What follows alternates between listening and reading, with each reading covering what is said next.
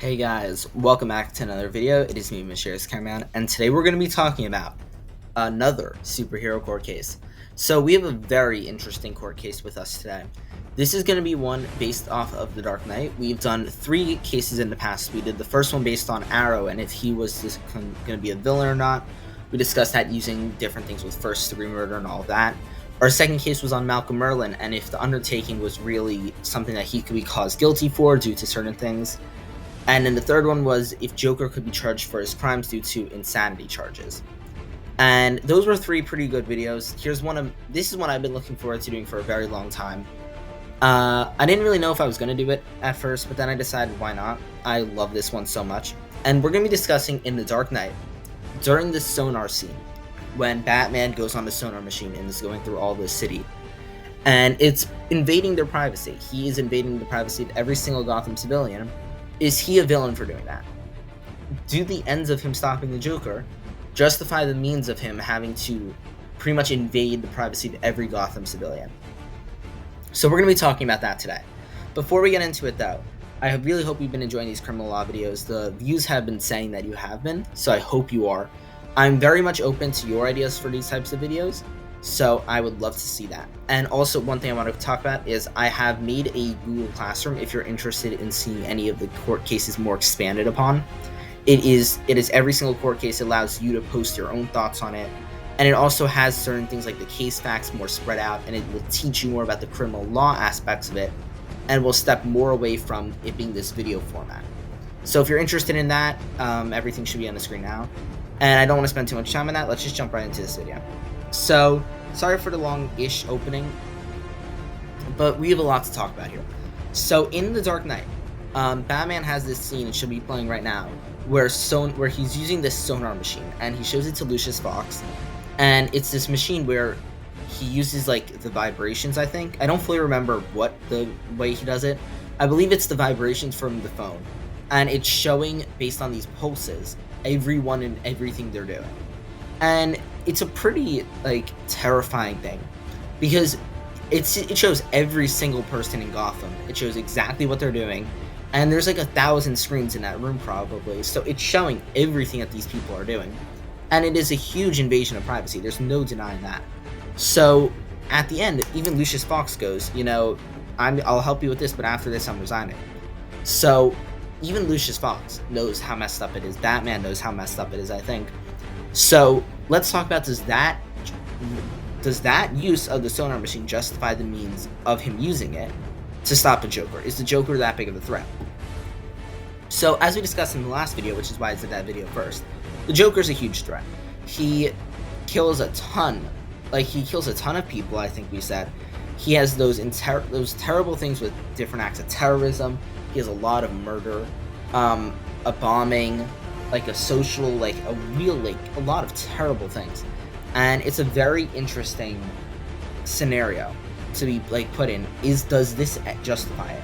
Because Batman has faced a lot of threats, but like, is it worth spying on all Gotham civilians to get to this point? So we're going to be looking through, not through necessarily laws.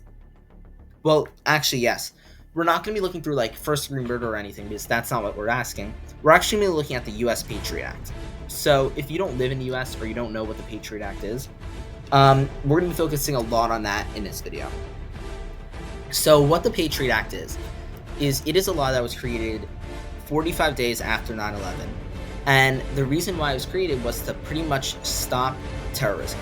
Because after 9/11, which is when terrorists attacked America was very much on edge and did not want to be attacked again. So they passed a law that pretty much said they could violate people's Fourth Amendment, which we're going to discuss in a second, and they could do whatever they want. They could like search people's phones, they could search people's houses to try to find terrorists.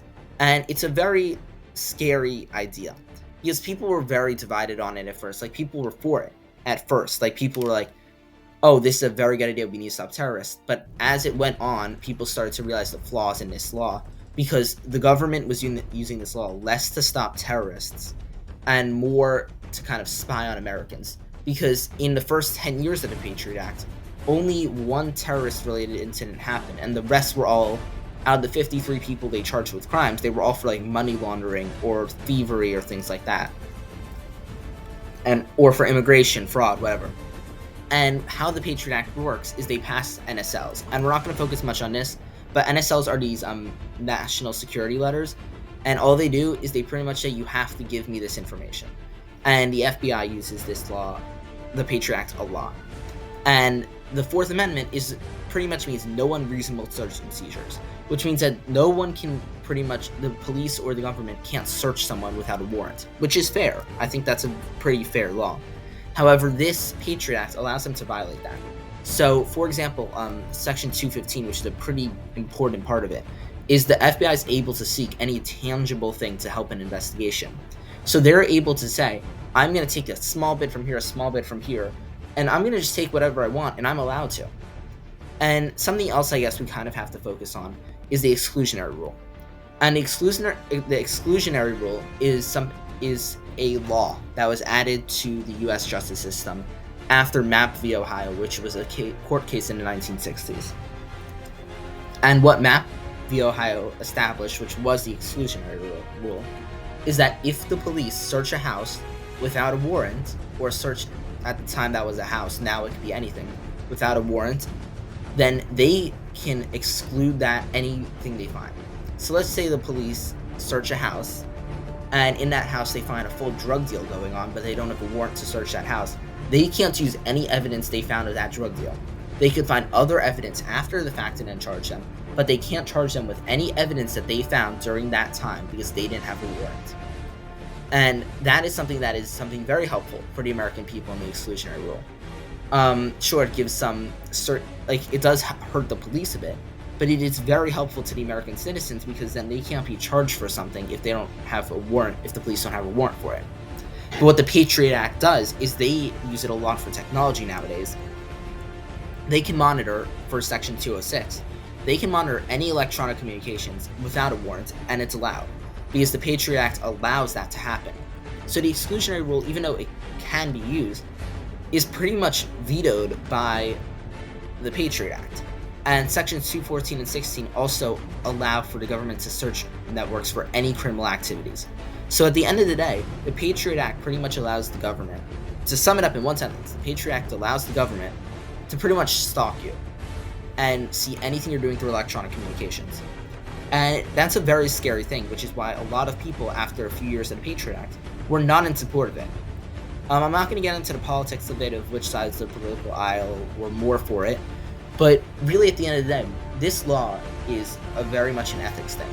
Can the government, even if they say they have good intentions, use that thing to search? Like, I know I'm not explaining it fully well in that sentence, but you have to use your morals. Do you believe that it's okay for the government to stalk you and do whatever they want and search all of your data just because they want to stop terrorists? Because at the end of the day, we know that the Patriot Act isn't used most of the time for terrorists and related things. Sure, sometimes terrorism related crimes will be used, but that is not the majority of the time.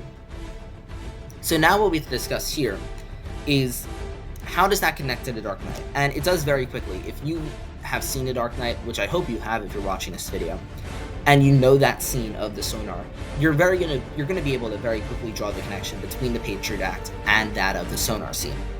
So the question is now, pretty much first, the question of ethics.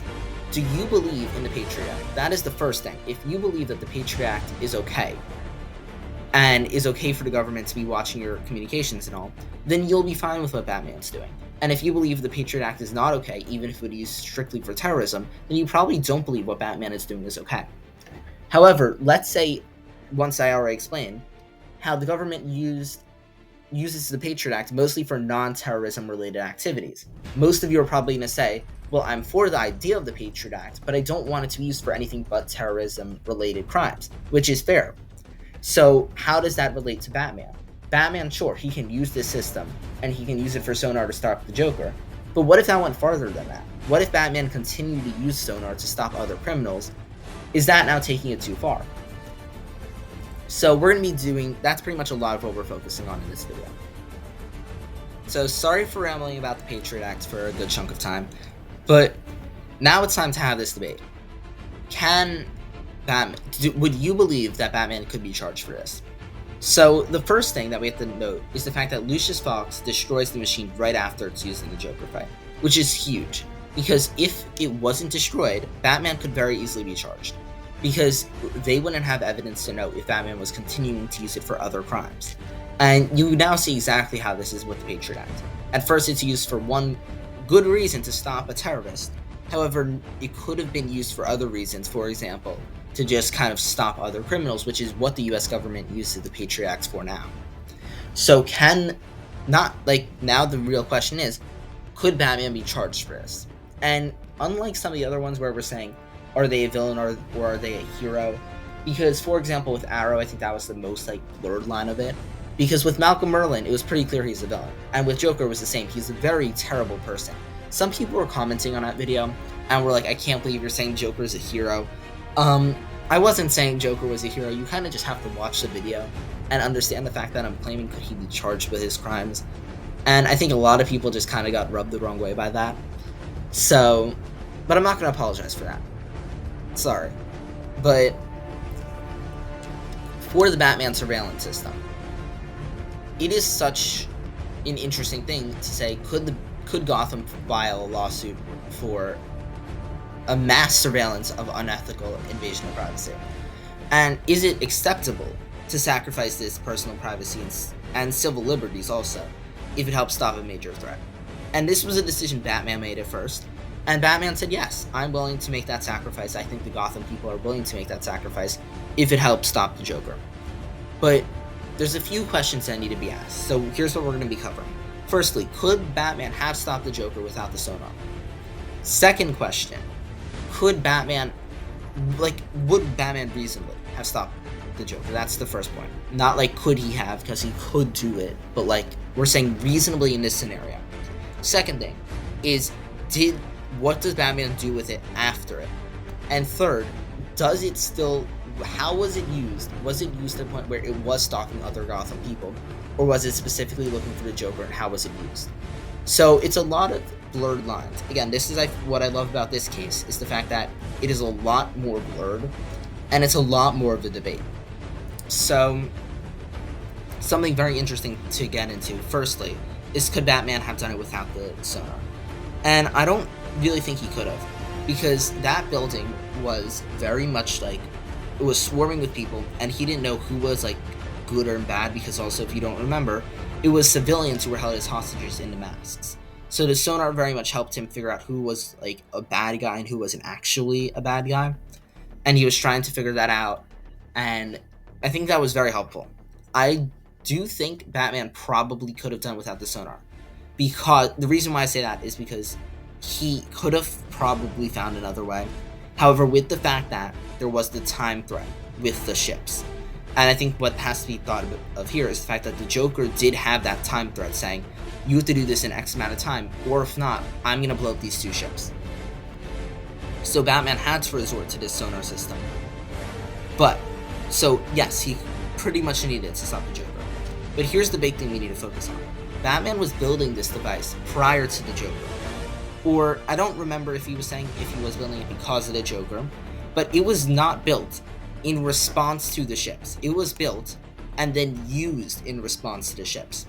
And that is a very big point to focus on, because Batman now is at the point where he could be charged with, he was creating this device. What was his original purpose of making this surveillance system? Because if they figure out the real reason Batman created this device was not to stop the Joker, which I think it wasn't, he could then be charged for creating a device that would lead to an improper, would lead to an unacceptable invasion of privacy. So Batman could be charged with that point, and we, as an audience, have no way of knowing why he originally built the sonar machine. I don't remember if it was mentioned in this scene, but I do not believe it was. And if it was, I'm going to be ripped apart in the comments, but I'm okay with that. So, assuming it was not mentioned,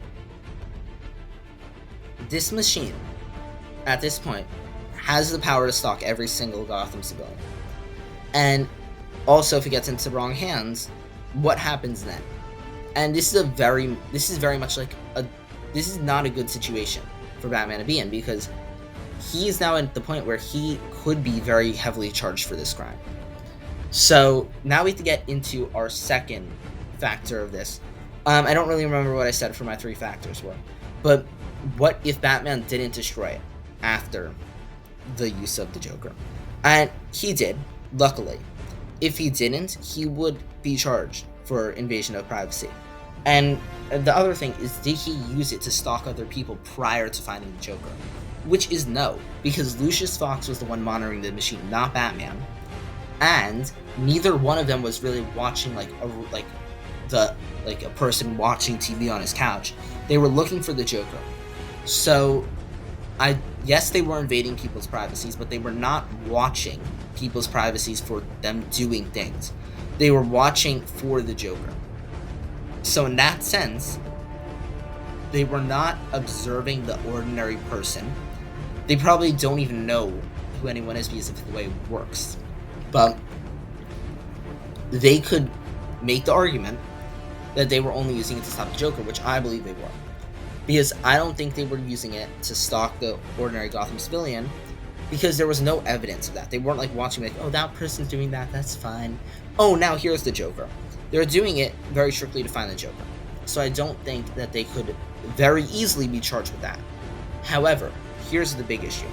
It's the fact that they have on a TV screen someone doing something in their life. And obviously that's like so vague. But like, even me filming this video, if the sonar scene was going on right now, for me, they would see me making this YouTube video. And is that an invasion of privacy now? Is it invading my privacy for them to know what I'm doing? Because let's say I was doing something else. Let's say I was in the shower or something. Then what happens? Then that's a very different invasion of privacy. And honestly, with the way the system worked, and at the time of night it was going on, they probably saw things that they wouldn't have wanted to see, or other people wouldn't have wanted them to see. So it's a very interesting situation to put Batman in. Could he be charged with this invasion of privacy? So now we have to talk about necessity.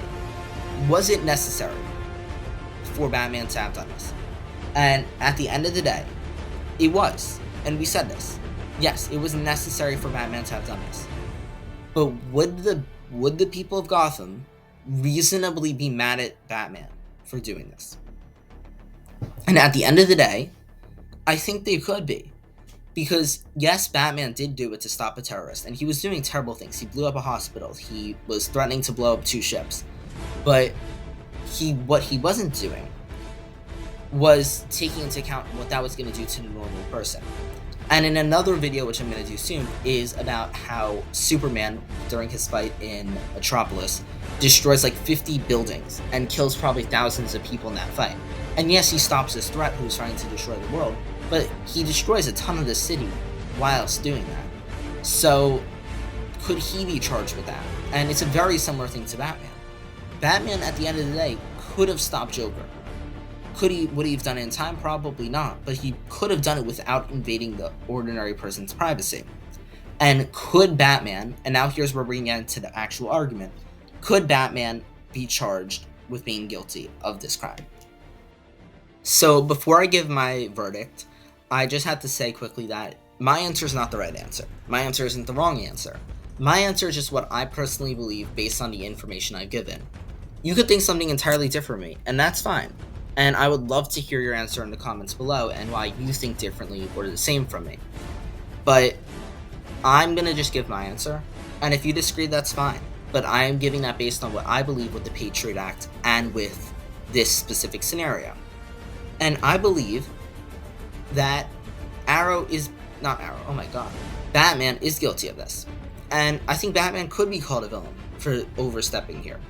Because if you look at the US Patriot Act, even if there was the threat of a terrorist attack, would you really want the government, of whatever government you're in, searching your phone and searching your devices and stalking everything you do, or breaking into your house even to search things, just with the slight chance that you'll be a terrorist?